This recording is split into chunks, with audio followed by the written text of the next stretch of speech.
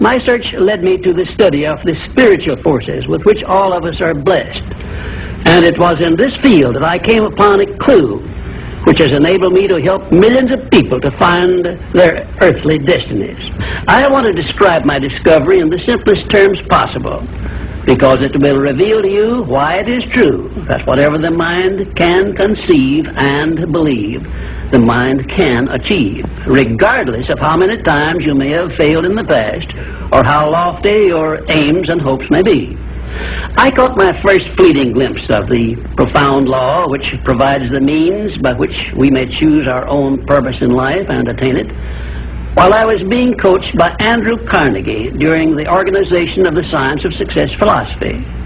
I had just finished telling Mr. Carnegie that I feared he had chosen the wrong person to give the world the first practical philosophy of personal success because of my youth, my lack of education, and my lack of finances. Well, at this point, Mr. Carnegie delivered a lecture that I shall never forget, because it changed my entire life and paved the way for my helping to change the lives of millions of people, some of them not yet born.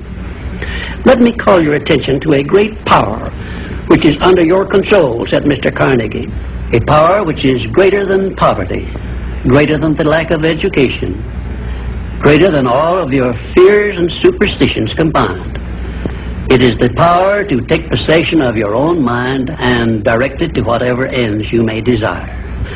This profound power, Mr. Carnegie continued, is the gift of the Creator, and it must have been considered the greatest of all of his gifts to man, because it is the only thing over which man has the complete and unchallengeable right of control and direction. When you speak of your poverty and lack of education, Mr. Carnegie explained, you are simply directing your mind power to attract these undesirable circumstances, because it is true that whatever your mind feeds upon, your mind attracts to you. Now you see why it is important that you recognize that all success begins with definiteness of purpose, with a clear picture in your mind of precisely what you want from life. Then Mr. Carnegie continued his speech with a description of a great universal truth which made such an impact upon my mind that I began then and there to give myself a new outlook on life and set up for myself a goal so far above my previous achievements that it shocked my friends and relatives when they heard about it. Everyone, said Mr. Carnegie, comes to the earth plane blessed with the privilege of controlling his mind power and directing it to whatever ends he may choose. But, he continued, everyone brings over with him at birth the equivalent of 2 sealed envelopes, one of which is clearly labeled, the riches you may enjoy if you take possession of your own mind and direct it to ends of your own choice.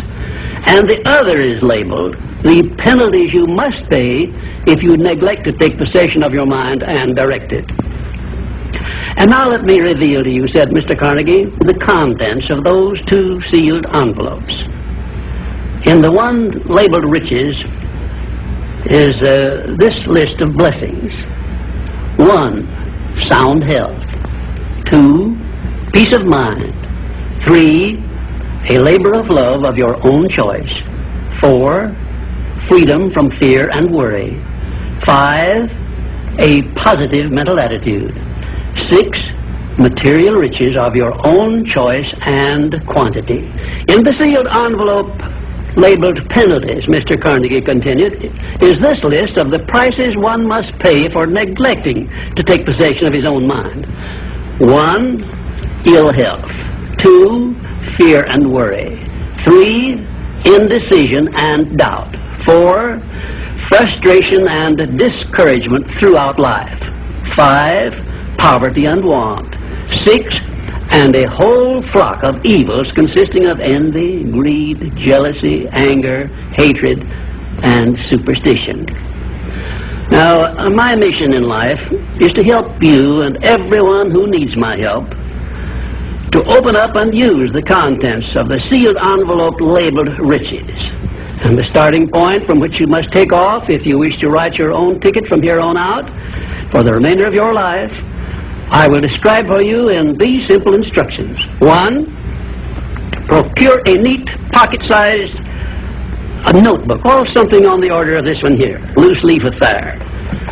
And on page 1, write down a clear description of your major desire in life, the one circumstance or position or thing which you will be willing to accept as your idea of success.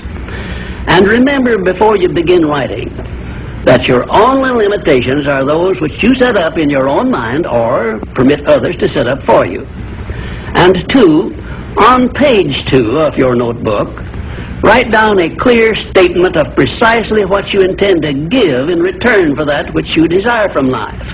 And then start in right where you stand now to begin giving. And 3, memorize both of your statements, what you desire and what you intend to give in return for it. And repeat them at least a dozen times daily. And always end your statements with this expression of gratitude for the blessings with which you were gifted at birth. I ask not, O divine providence, for more riches, but more wisdom with which to accept and use wisely the riches I received at birth in the form of the power to control and direct my mind to whatever ends I desire.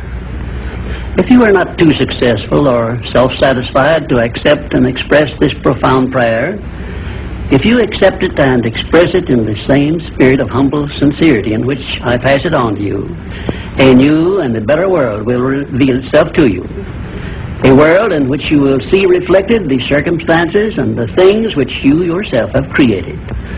And now let me close this, our first visit, with my favorite expression of gratitude. O divine providence, I ask not for more riches, but more wisdom with which to make wiser use of the riches you gave me at birth, consisting in the power to control and direct my own mind to whatever ends I desire.